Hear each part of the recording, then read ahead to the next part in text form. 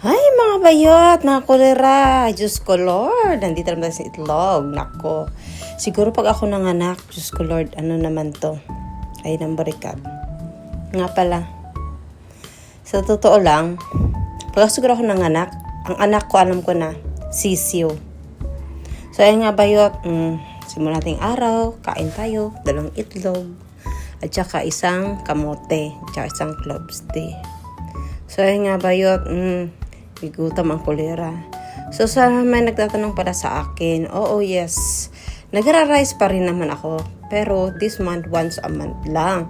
Pero, kinaya ko po sa Singapore na hindi mag-rice ng 2 to 3 months, promise. Kaya ang katawan ko dati sa Singapore as more mapayat kesa ngayon.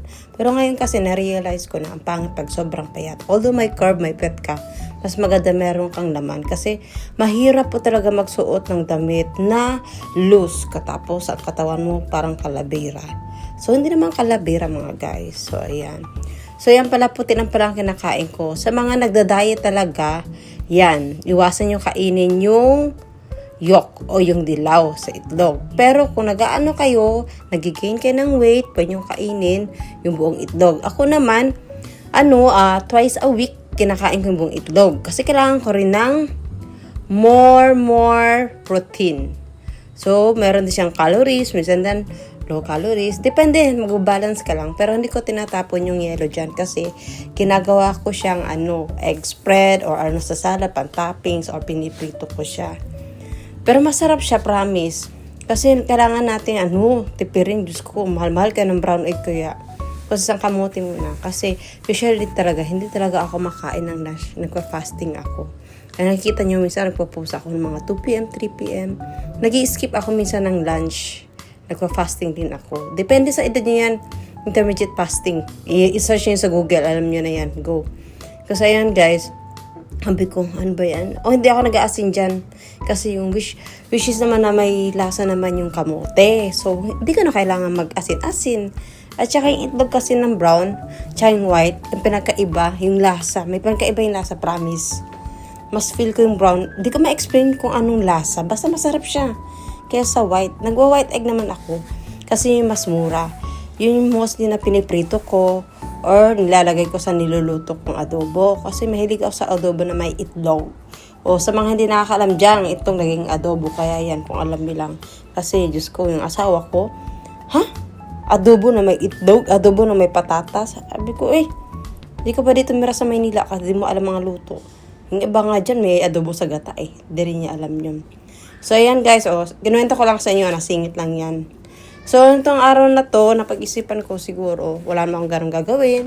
Kasi malinis naman yung kwarto ko. Pag gumigising ako, laging malinis yung kwarto ko. Higaan ko, inaayos ko yun bago bumaba.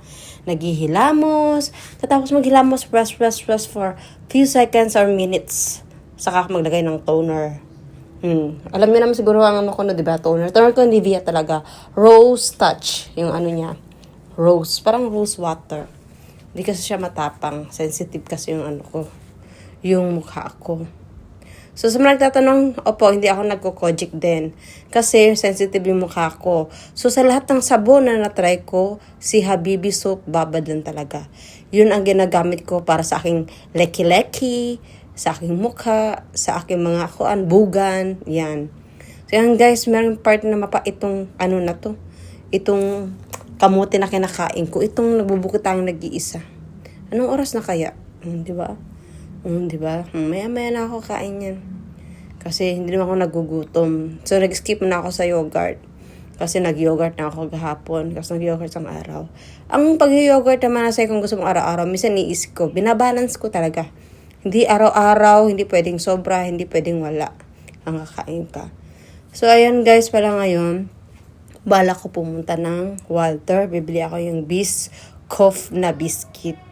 Gagawa sana ako ng dessert. Nagawa sa Greek yogurt, yung natitrend ngayon. Pero matagal na yan, meron. Ngayon lang siya na-trend. Sa mga gusto mag-dessert na nagda-diet dyan, nagda-low carbs, o nagka-caldef, yes, pwede sa inyo yan. So, basta may ingredients kayo. Medyo kamahalan na yung Greek yogurt, yung plain yogurt. Pero meron mo mas mura, affordable. Yung maliit lang. So, nasa 43 to 45 pesos lang. So, mga 3 ganun pwede na yun. Kasi lagay mo siya sa ihalo mo yung Biscoff. Kasi lagay mo sa fridge around 1 to 4 hours lang. 3 hours. Depende sa fridge nyo. Madaling matigas. Kung nasa snow naman kayo, sa Iceland, mga 1 hour, wala pa nga 1 hour, matigas na yan. Lagay mo lang sa labas sa snow eh. So, ayan guys pala, Sabi ko, ano naman mga ganap ko ngayon? Sabi ko, mga bayot. Nakakapagod kaya sa totoo lang. Kasi sa araw-araw ng Diyos na, alam mo yung since na hindi na ako nag-work, ayaw pagtrabahoin ng asawa ko. Kasi sabi niya, magpahinga ka muna, adi. So, magpahinga muna daw ako. Ano yan? Rest in peace? Iba naman pahinga yung sinasabi mo, bayot? Kasi nga, pag nandun ako sa UK kasi, papayagan naman niya ako mag-work. Kasi sabi ko, hindi ako mabuhay. Tsaka hindi tayo pwede na ikaw lang magtatrabaho. Ako kasi hindi ako sanay na hindi nagtatrabaho kay bayot. Kasi hanggat meron, hindi pa naman tayo lumpo. Hindi pa naman takbuhan. Kimpang. Hindi mo tayo magtrabaho. So, ito siguro yung pagpapahinga ko rito, pag-rest in peace ko rito sa Pilipinas, mga 1 year o not even 1 year. Kayo ba sigwa pa 1 year siguro na sa UK na siguro ko. In God's will, kay puhon-puhon jud kay lisod yung kinabuhi di man is diri sa kinabuhi sa Pilipinas.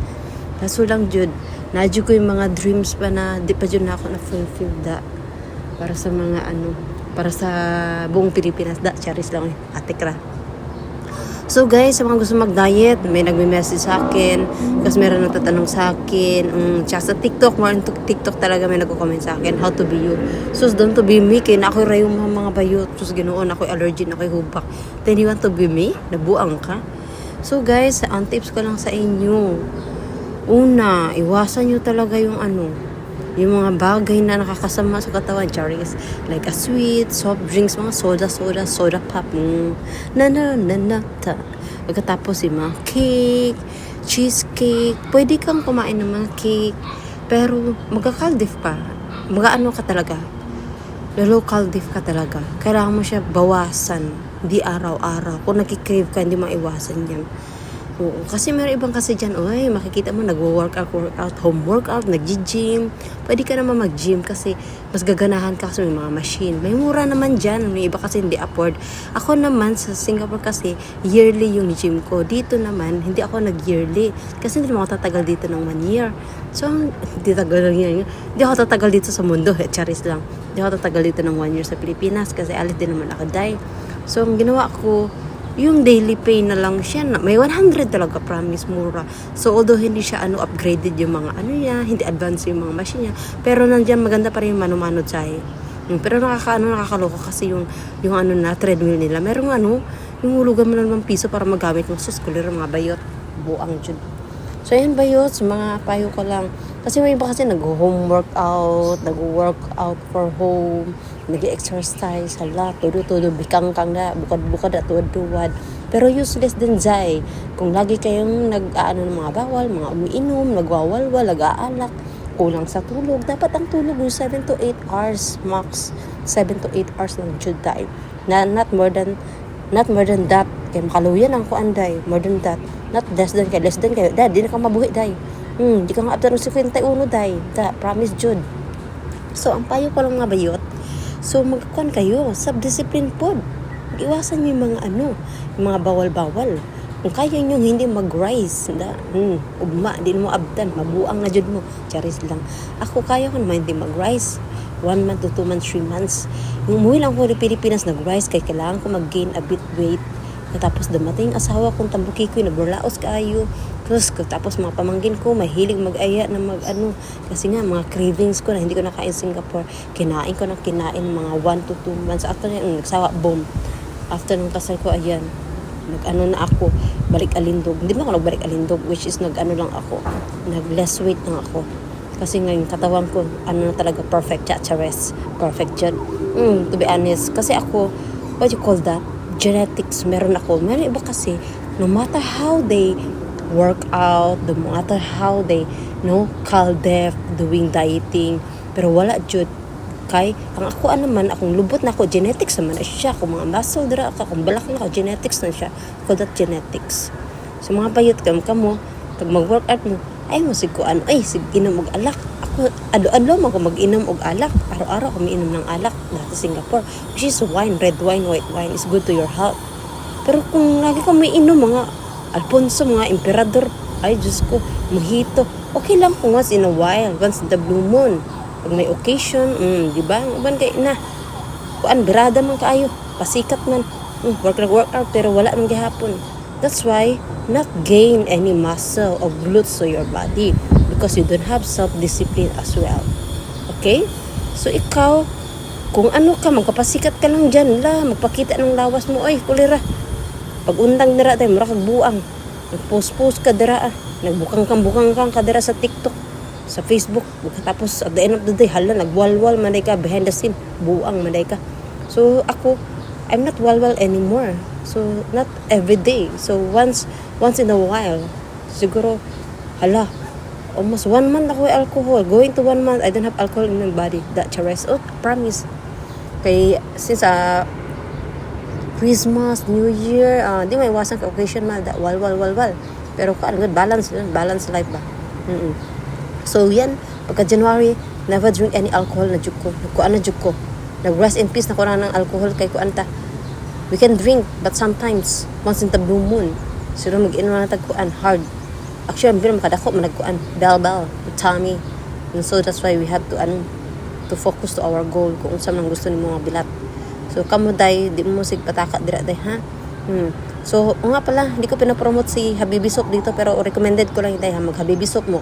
Kay mga katawan nyo, mga lawas, yung mga lagom mo. Ako, di man ko lagom, pero lagom man ko. Kung para sa ako, lagom ko, pero I'm not very lagom. Pero be proud of you kung lagom ka. Basta kung gusto ka mamuti, pag-Habibi Soap mo day, para kuan, para mahimot ang hamis yung mga kagin nyo, kigul-kigul nyo dahil, marang ginabutang na ako sa ilok na ako. Ginababad na ako mga 5 minutes sa ilok, kay baga man ako ang panit sa akong ilok. Pero sa na ako mga seconds lang, mga 30 seconds to 1 minute lang, kay maghapdos, kay sensitive akong skin, pero effective siya day. Kay di na mubuka akong pores akong tagboy na ako day.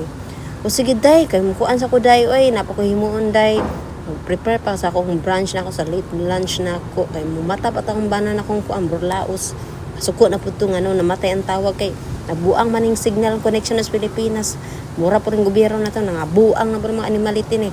O sige mga bayot, ha, papayo-ayo mo dira, so sa mga nag-diet, utang na loob, huwag na kayo mag-post dahil huwag na kayo magbukang kang sa social media kung wala rin effect yung nyo pagda-diet nyo, kung sigira magwalwal, sigira maglamon o mga bad habits, mga junk food. Bye mga bayot, sige na ha, mulakaw na ko samok yawa. Bye-bye.